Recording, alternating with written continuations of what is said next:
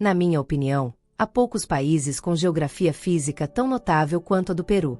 Dê uma olhada neste mapa de relevo exagerado. Os Andes cobrem o lado oeste do país, deixando pouco espaço entre eles e o oceano.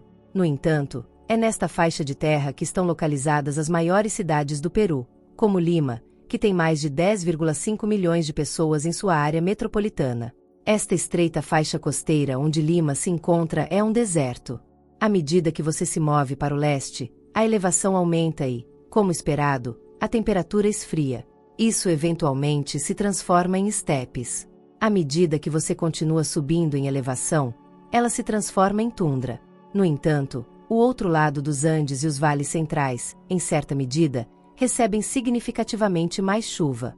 À medida que você desce as montanhas, as gramíneas curtas da tundra se transformam em gramíneas mais altas e arbustos, eventualmente se transformando em uma floresta subtropical e, depois, em uma floresta tropical nas elevações mais baixas. O país é lar de 13 das 30 zonas climáticas do mundo. De acordo com alguns relatos, isso coloca empatado em quarto lugar como o país mais diversificado climaticamente do mundo, empatado com o México, e apenas atrás de países muito maiores em tamanho, os Estados Unidos, China e Índia. A maior parte da floresta amazônica está, claro, no Brasil, com 58%, mas o país com a próxima maior percentagem da floresta é o Peru, com 13%. Apenas cerca de 10% da população do Peru vive nessa região. A maior metrópole na Amazônia peruana é Iquitos, que abriga cerca de 500 mil de pessoas.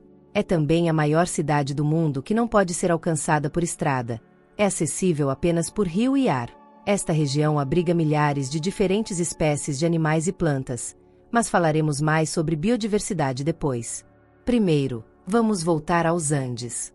As montanhas dos Andes foram causadas pela subducção da placa de Nazca sob a placa sul-americana, o que também resultou no que é conhecido como a Fossa Peru-Chile. As montanhas dos Andes peruanos, como a maioria de vocês provavelmente já sabe, é onde está localizada a famosa cidade inca de Machu Picchu. Você provavelmente já viu outra famosa montanha peruana sem perceber. Essa montanha foi a inspiração para o novo logo da Paramount Pictures. Os nativos das montanhas dos Andes, especificamente os de uma região compartilhada com a Bolívia chamada Altiplano, também conhecida como Planalto Andino, adaptaram-se ao ar rarefeito desenvolvendo a capacidade de carregar mais oxigênio em cada glóbulo vermelho. Isso significa que eles respiram na mesma taxa que pessoas normais que vivem ao nível do mar, mas os andinos têm a capacidade de distribuir oxigênio por todo o corpo mais eficazmente do que as pessoas ao nível do mar.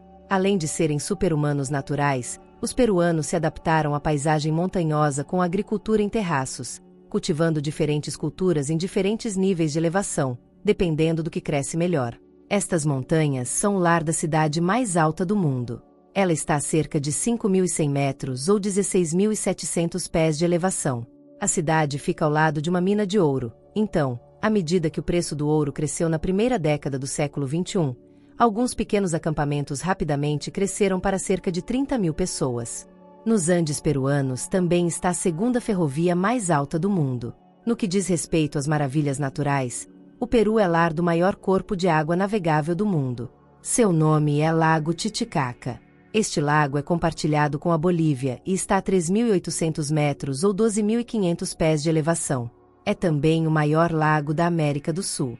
Mas talvez o fato mais estranho sobre os Andes peruanos seja que ele abriga o ponto com a gravidade mais fraca na Terra. Este seria o cume sul mais alto de Huascarán, o ponto mais alto do Peru, dos Andes do Norte e de todos os trópicos da Terra. Ele está a 6.768 metros ou 22.205 pés.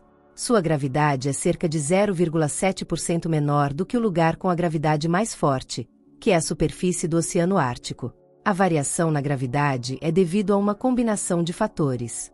Isso inclui a rotação da Terra e a resultante protuberância equatorial, que torna a gravidade ao redor do Equador ligeiramente mais fraca, altitude e densidades variáveis da crosta terrestre. A gravidade de Huascarán é mais baixa porque está perto do Equador e seu cume é alto em elevação. Deixei um link na descrição para um vídeo que explica isso em mais detalhes.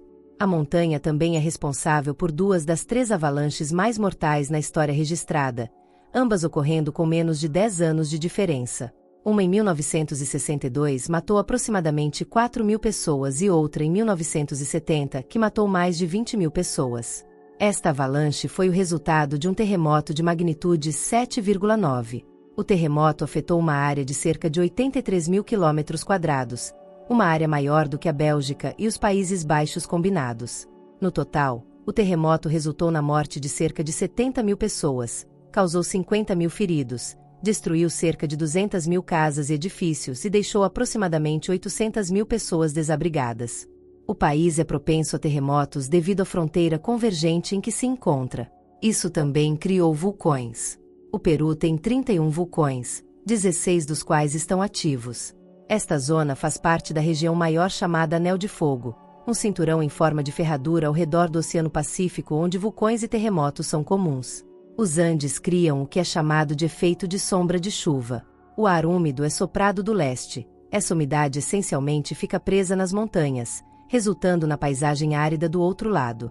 Outra razão para a aridez é a corrente de Humboldt, também conhecida como corrente do Peru. O ar que se move para o norte é resfriado pela corrente de água fria, condições que resultam em baixa precipitação. Curiosamente, no entanto, gera neblina. Isso também inibe a formação de ciclones tropicais. Faz pouca diferença, mas que partes da costa árida pertencem a qual deserto são diferentes dependendo de quem você perguntar. Alguns dizem que todo o deserto peruano é o Sechura, enquanto outros dizem que ele encontra o Atacama dentro de suas fronteiras. O ponto mais baixo do Peru, e de todos os trópicos do sul, por sinal, está localizado dentro do deserto. O ponto mais baixo está a 34 metros ou 112 pés abaixo do nível do mar. O deserto peruano também abriga as famosas linhas de Nazca. Devido ao seu isolamento e ao clima seco, sem vento e estável do planalto dentro do deserto onde as linhas estão localizadas, elas foram preservadas principalmente de forma natural. Essa diversidade climática do Peru resultou, é claro, em uma diversidade de vida vegetal e animal. O Peru é o quinto país mais biodiverso do mundo. Os únicos países com mais espécies nativas de plantas e animais são Brasil, Indonésia, Colômbia e China, dois dos quais são países significativamente maiores. O Peru abriga 18,1% de todas as espécies de aves da Terra. O único país com mais é a Colômbia, com 18,3%. Existem mais de 17.000 espécies de borboletas no mundo, e o Peru possui o maior número delas, com mais de 4.000 espécies. Com mais de 700 variedades diferentes de peixes e 400 variedades de mariscos, as águas ao largo da costa do Peru formam um ecossistema altamente diversificado por si só. É também uma das pescarias comerciais mais bem-sucedidas do mundo. Isso se deve em grande parte à já mencionada corrente de Humboldt. A corrente causa uma ascensão de vida marinha e vegetal da qual os peixes se alimentam. Mas a cada 3 a 7 anos, o evento climático El Niño impacta negativamente a abundância e distribuição dos peixes. El Niño é uma faixa de água quente do oceano que interrompe o fluxo da corrente de Humboldt, destruindo o alimento para os peixes. O Peru tem muitas outras características interessantes relacionadas à sua geografia física. Aqui estão algumas que ainda não foram mencionadas. Um rio que atinge quase a fervura, a montanha Arco-Íris, uma floresta de pedra, um cânion que tem quase o dobro da profundidade do Grand Canyon, a segunda duna de areia mais alta, a maior onda de esquerda do mundo, a quinta maior cachoeira do mundo, outra cachoeira que está entre a terceira e a 16ª mais alta, dependendo de quem você perguntar e como é medida, e a fonte mais distante do rio Amazonas. Quais outros fatos interessantes sobre a geografia do Peru eu esqueci? Deixe-me saber nos comentários abaixo. Antes de terminar este vídeo, gostaria de pedir que se inscrevam no canal se ainda não é inscrito, deixe seu like e compartilhe, isso ajuda no engajamento do canal. Nos vemos no próximo vídeo.